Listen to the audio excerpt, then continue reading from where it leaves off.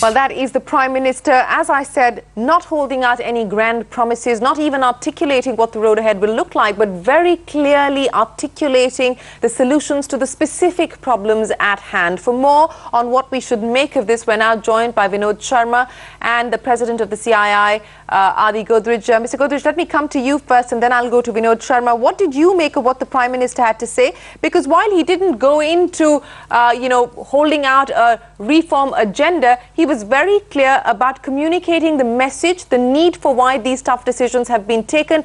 Do you believe this will cut ice with the middle class? Well, I think it's very good that the Prime Minister addressed the nation. I'm very glad that he has explained the situation. I think it's very clear that the economic steps taken are extremely important for the country. Our growth rate has come down very considerably, and it is extremely important that we do everything possible to accelerate this growth rate. I felt his speech was very balanced. I think it explained to the people why the steps were taken, and I think it will help the government take further steps on reform, which to my mind are very necessary if we have to get our economy growing again. But are you disappointed, Mr. Godrej, because you were talking about the reforms that they can possibly take from here on? Are you disappointed that he didn't articulate what the reform roadmap could possibly look like? No, I didn't expect him to do that in a speech to the people. I think he did explain the steps taken, and which will enable him to take further steps. And if you look at the political situation now, I think the government will be able to further steps now that Trinamool, which was opposing almost every reform, is out of the government, and there is sufficient support for this government from outside.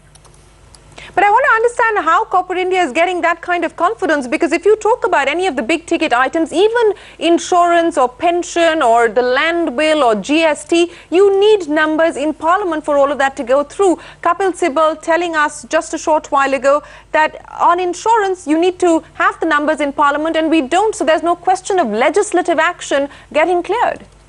You're right. The legislative reforms may take a little time. The administrative reforms could be gone ahead with. For example, the Finance Ministry announced, I think, 4 or 5 reforms today itself. I think these reforms can add value. And of course, the most important reform, to my mind, legislative reform, which can really be a game changer, is the goods and services tax.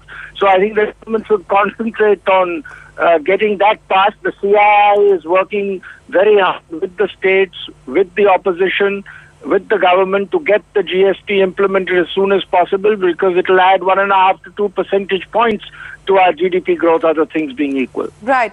But Mr. Godrej, he was talking there about regaining investor confidence, regaining foreign investor confidence. Do you believe foreign investors at the end of what they've seen, not just this evening, but also over the past 1 week, the actions taken by this government, are going to feel a lot more confident about the India story? Yes, I do feel so. I think the perception has changed. I think if you look at the GAR recommendations submitted a few days ago, the discussions on the retrospective amendments, etc., I think it has changed the perception. The perception has improved, and I think it can further improve if we continue on this path. All right, Godrej, we'll leave it there. Appreciate you joining us here on CNBC TV 18. That's the voice from corporate India, the chairman of the Confederation of Indian Industry. But let's get the political view now.